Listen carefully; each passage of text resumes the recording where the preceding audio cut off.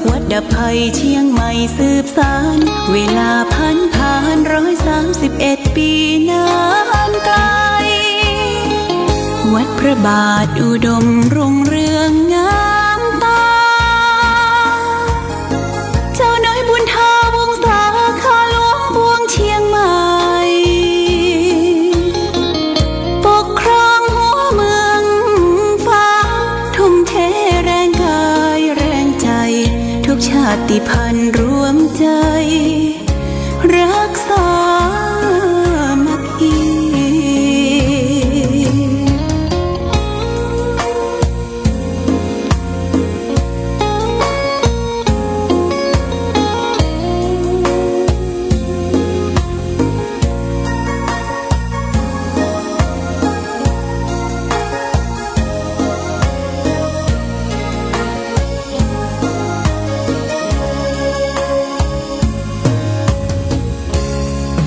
ก่อนเป็นวัดร้างโบราณสืบสาน2524พระมหาราชครูเกษราปัญญาปรมาติกาจารย์จากวัดดับภัยเชียงใหม่สืบสานเวลาผ่าน131 ปีนานไกลวัดพระบาทอุดมรุ่งเรืองงามตาเจ้าน้อยบุญทาวงศาข้าหลวงปวงเชียงใหม่ปกครองหัวเมืองฟ้าทุ่มเทแรงกายแรงใจทุกชาติพันธุ์รวมใจรักษามัคคี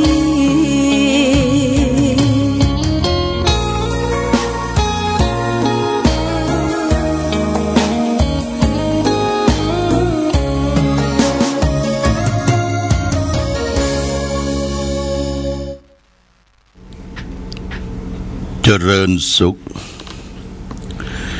ศรัทธาสาธุชนญาติโยมท่านพุทธบริษัททั้งหลายวันนี้รายการธรรมประทีปส่องต่างก็ได้มาพบปะกับพ่อแม่พี่น้องศรัทธาสาธุชนญาติโยมแห่งครั้งหนึ่งวันนี้เป็นวันเสาร์ที่15เดือนพฤศจิกายนพุทธศักราช2568 November 2025 ซึ่งตรงกับเดือน12ใต้เดือนยี่เหนือแรม10ค่ำปีมะเส็งงูเล็กวันนี้อากาศท้องถิ่นก็มีความหนาวออดฮอตหนาวเน็บมาก็ทางกรมอุตุนิยมวิทยาบอกว่าจะมีฟ้าฝนลมสักหาใหญ่สักหาหนึ่งหลังจากนั้นมาก็จะเข้าหน้าหนาวอย่างเต็มที่อากาศหนาวหน้าหนาวถือว่าเป็นอากาศอันดีพี่น้องศรัทธาญาติโยมตื่นเช้ารับอากาศบริสุทธิ์สูดเอาอากาศเข้าปอดเข้าตับร่างกายกระปี้กระเป๋าเพราะฉะนั้นบ่เจ้าเหมาะแก่การที่จะสูดอากาศที่ดีๆเข้าไปอันนี้ก็เป็นสิ่งที่ดีสำหรับสุขภาพของเราและท่านทั้งหลาย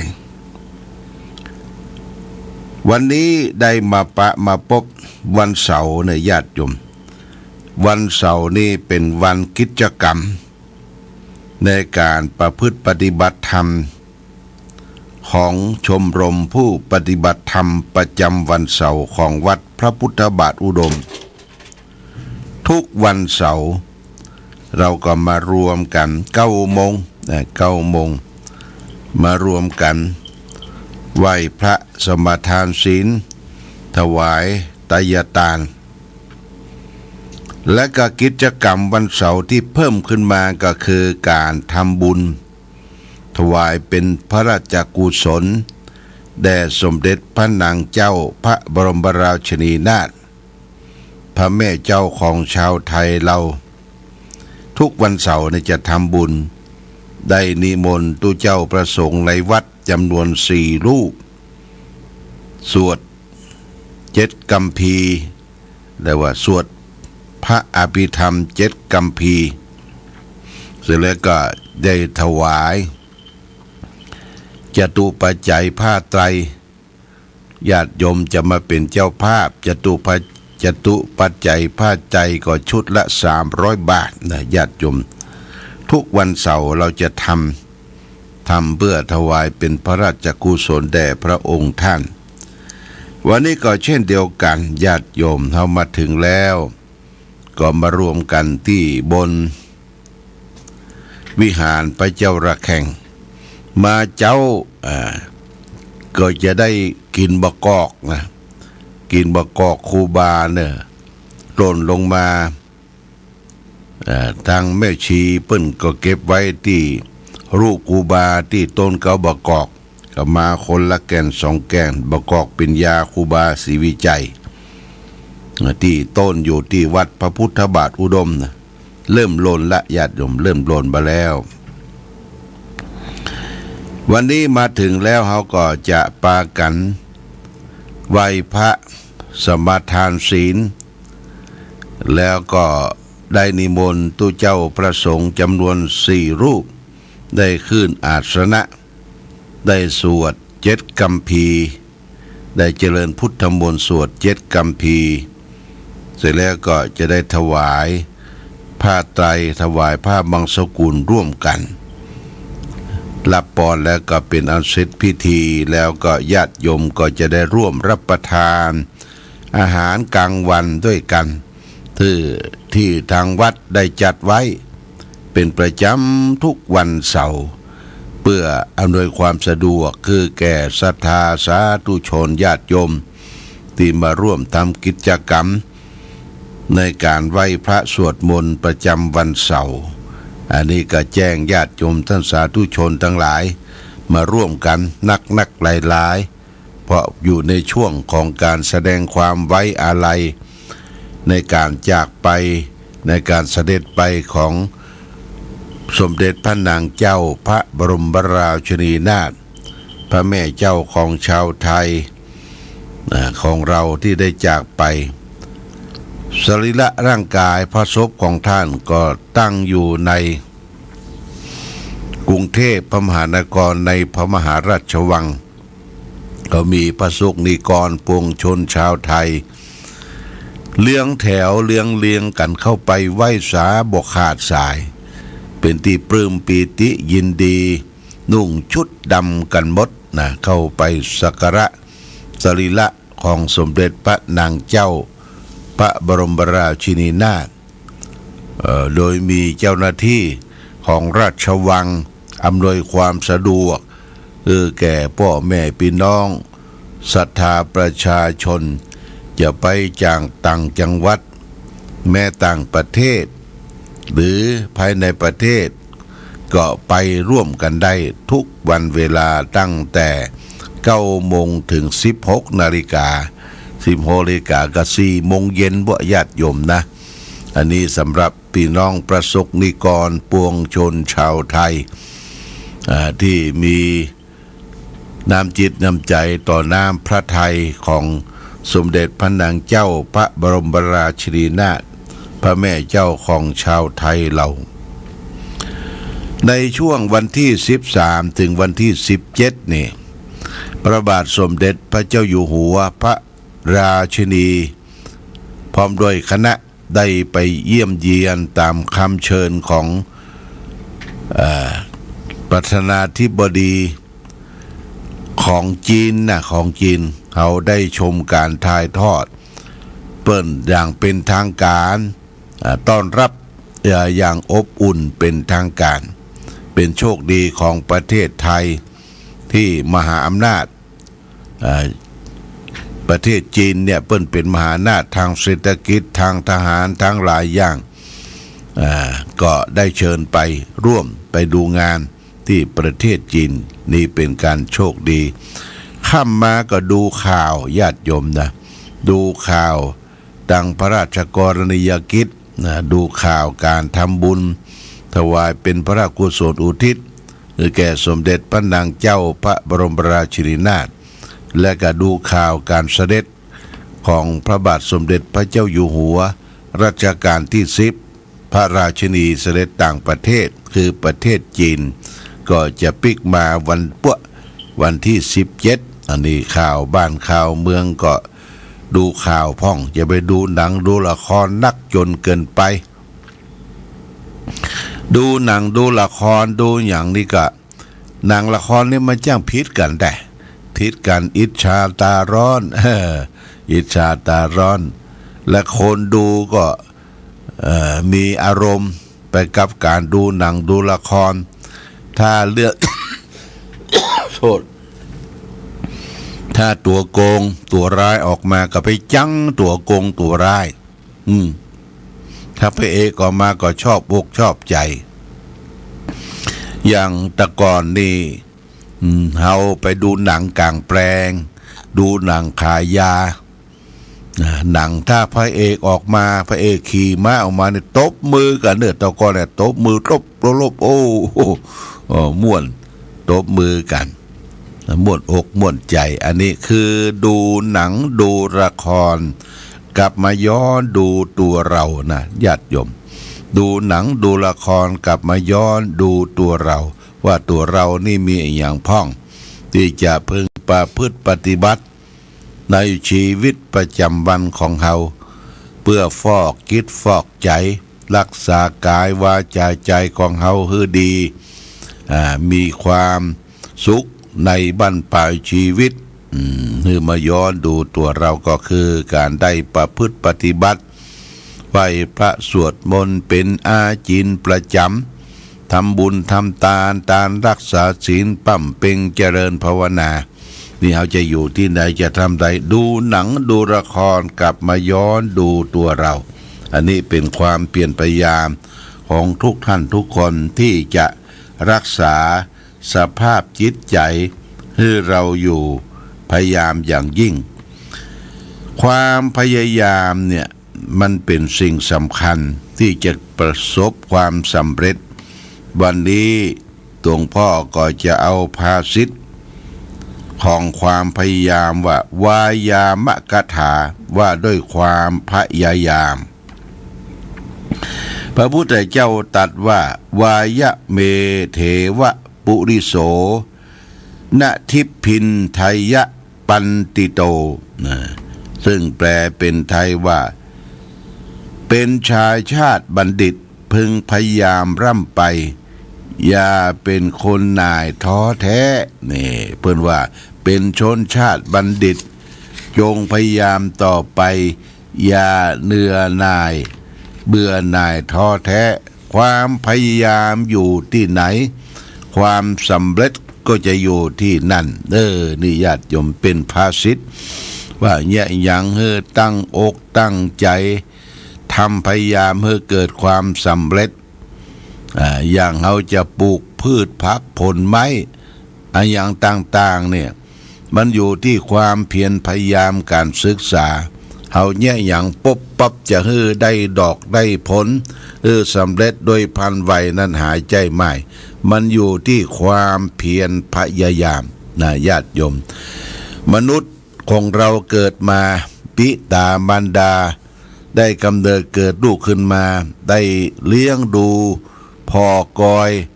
มดบ่ฮือไต่ไรบ่ฮือตอมทนุถนอมกล่อมเกียงเลี้ยงมาเฮามีตีนดีมือดีตาดีอย่างทุกสิ่งทุกอย่างดีพร้อมทรัพย์ในตนตัวเฮาเนี่ย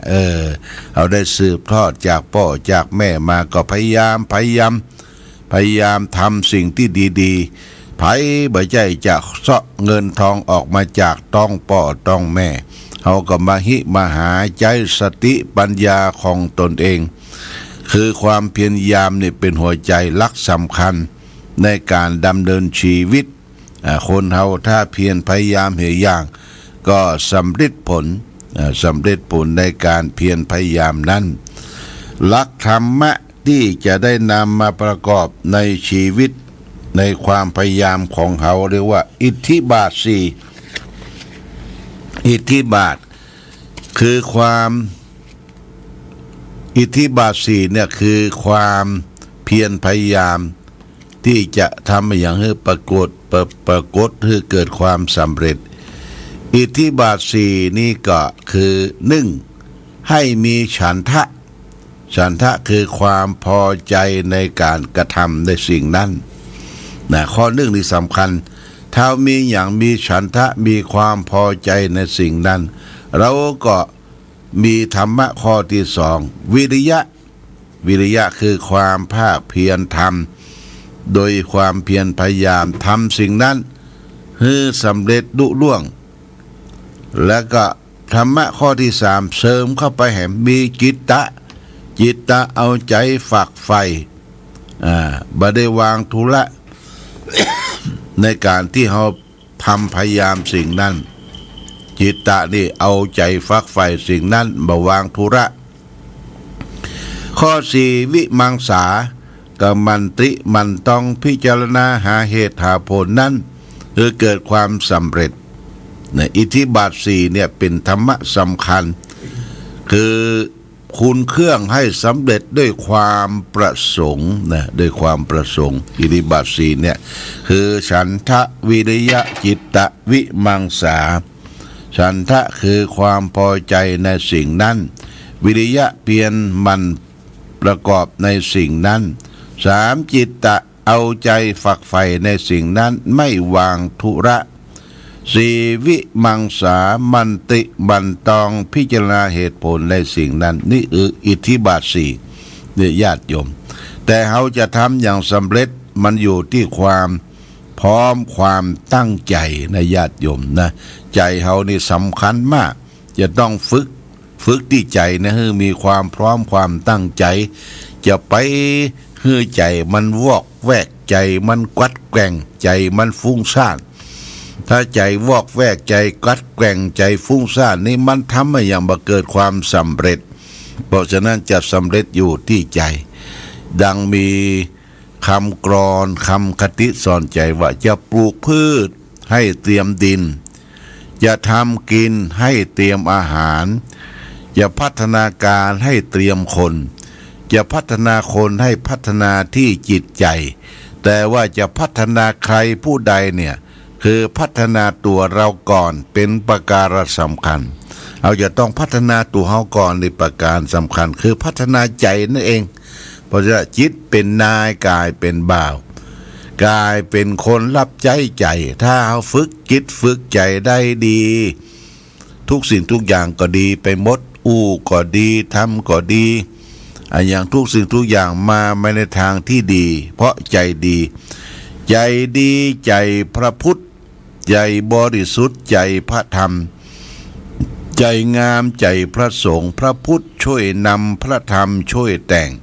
พระสงฆ์เป็นแรงแห่งสร้างเสริมคุณงามความดีเพราะฉะนั้นสำเร็จอยู่ที่ใจนะญาติโยมถ้าใจตั้งมั่นดีความเพียรพยายามตั้งจิตฝักใฝ่ในสิ่งนั้นประสบความสำเร็จแน่นอนนะญาติโยมอย่างเราเป็นพ่อค้าแม่ขายของต่างๆเอาของในตลาดหลวงมาขายตลาดก้อมนะตลาดก้อมคือกาดย่อยบ้านเฮาเนี่ยบางทีมันก็ได้กำไรพ่องบางทีก็ขาดทุนพ่องแต่ว่าต้องใจเย็นๆนะญาติโยมใจเย็นๆก็ใจสอดส่องพิจารณาเฮาวิหามาได้สะสมเตื้อเล็กเตื้อน้อยมันก็จะเป็นก้อนใหญ่ขึ้นมาอันนี้คือเป็นการทำด้วยความเพียรพยายามความพยายามที่ไหนความสำเร็จก็จะอยู่ที่หั่นนะญาติโยมยิ่งในสมัยปัจจุบันเนี่ยญาติโยมนะลูกหลานเฮาบ่ได้อยู่วัดอยู่ว่าบ่ได้เข้าวัดเข้าว่า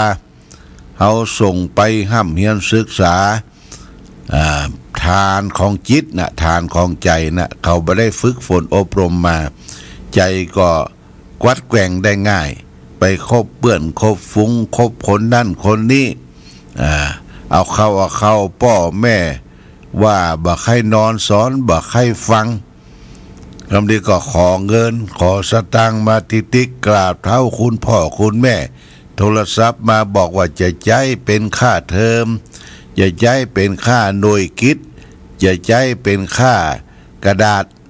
จะใช้เป็นนะบางทีก็เอาไปเที่ยวไปเตะไปเอวคบเปื่อนคบฟุ้งคบผู้หญิงคบคนชั่วเป็นมิตรทำให้เกิดความหายนะความเสื่อมความเสียอันนี้เป็นเรื่องสำคัญเพราะใจบ่ได้ฝึกฝนอบรมนะญาติโยมเพราะฉะนั้นพ่อแม่เฮานี่ควรเป็นตัวอย่างเป็นปูชนียบุคคลให้แก่ลูกแก่เต้าจะไปแสดงออกซึ่งความที่ลูกเต้าได้สืบสานไปในทางที่บดีเช่นว่าไปกินเหล้าเมายาไปอล่องต้องแต่งเล่นการพนันคบคนบดีเป็นคนเจ้าชู้เนี่ยญาติโยมนะอันนี้ถ้าลูกหลานได้หันนะมันจะเป็นตัวอย่างที่บดีเพราะฉะนั้นตัวอย่างที่ดีก็คือลูกคือหลานได้หู้ได้หันอู้จาก้อยอมเปาะอมปล่อยไปแสดงความพยายามเพื่อลูกคือหลานได้สืบสานและเป็นหัวใจของวงตระกูลวงตระกูลเนี่ยที่จะได้สืบสานเป็นวงตระกูลของเขาต่อไปอันนี้ขอฝากไว้เป็นหลักคิดกับศรัทธาญาติโยมท่านสาธุชนทั้งหลายที่มีลูกปีหลานก็ถ้าลูกหลานดีก็โชคดีลูกหลานบ่ดีก็โชคหายญาติโยมว่าบ่ให้นอนสอนบ่ให้ฟัง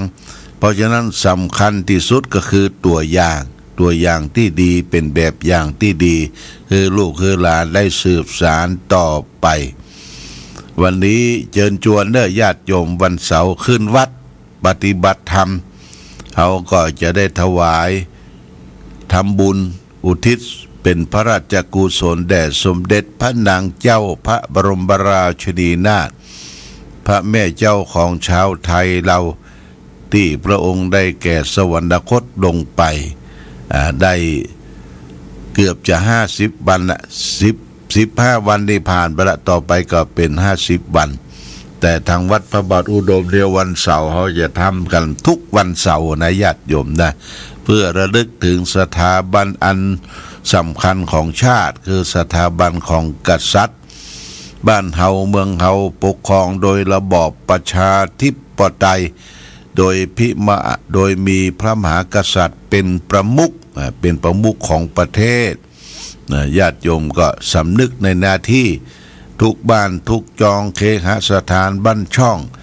มีพระบรมฉายาลักษณ์มีพระบรมสาธิสลักษณ์ประดับประดาที่หน้าบ้านหน้าจองอย่างทุกวันเนี่ยวัดวาอารามต่างๆเปิ้นก็ทำแสดงความไว้อาลัยโดยเอาผ้าขาวผ้าดำมาผูกเป็นโบติดไว้กำแพงและติดไว้ป้ายประชาสัมพันธ์ป้ายประชาสัมพันธ์ที่ต่างวัดพระพุทธบาทอุดมที่ศาลาพุทธบริษัทก็ได้ทำป้ายกระด้างทำอาสนะไว้เป็นกระด้างญาติโยมจะมากราบมาไหว้ได้ทุกเวลาหรือที่บนสำนักปฏิบัติธรรมวิปัสสนาหน้าบ่อสวาก็ทำเป็นกระด้างไว้ญาติโยมตลอดถึง100 วัน100 วันนะเราก็มีโอกาสได้มากราบสักการะบูชานี่ก็ขอเชิญชวนญาติโยมวันนี้วันเสาร์ร่วมด้วยช่วยกันร่วมด้วยช่วยกันขึ้นไหว้พระสวดมนต์ไปวัดอย่าไปด่ายมีของอะไรอย่างตั้งหลายที่ในบ้านได้ต้องก็หยิบไปเป็นพักไม่ใส่เครือเป็นอะไรอย่างหรือเป็นน้ำสักแพ็คหนึ่งก็ได้นะเป็นน้ำนี่เป็นปัจจัยสำคัญเป็นน้ำดื่มน้ำบริสุทธิ์ไปสักแพ็คหนึ่งแล้วก็เป็นพักไม้ใส่เครือในบ้านในจองเก็บไปเถอะญาติโยมเป็นผลหมากรากไม้ก็เก็บไปเป็นกันเทศเป็นกันตาลเป็นจารีตประเพณีสืบสานของเขาที่เขาได้ไปวัดไปว่าอย่างดีเป็นต้นเอาละวันนี้รายการธรรมะประทีปส่องต่างได้มาพบในวันเสาร์เดี๋ยวญาติโยมก็จะมาวัดมาว่า จะได้นำพาไหว้พระสวดมนต์แล้วก็ทำบุญอุทิศเป็นพระราชกุศลแด่สมเด็จพระนางเจ้าพระบรมราชินีนาถของเราในวาระโอกาสต่อไปรายการธรรมะประทีปส่องต่างต้องขอลาก่อนขอผู้ฟังจงตั้งมั่นจิตหันษาโดยธรรมะขององค์พระพุทธาได้นำพาให้เกิดความสุขสงบเย็นขอเจริญพร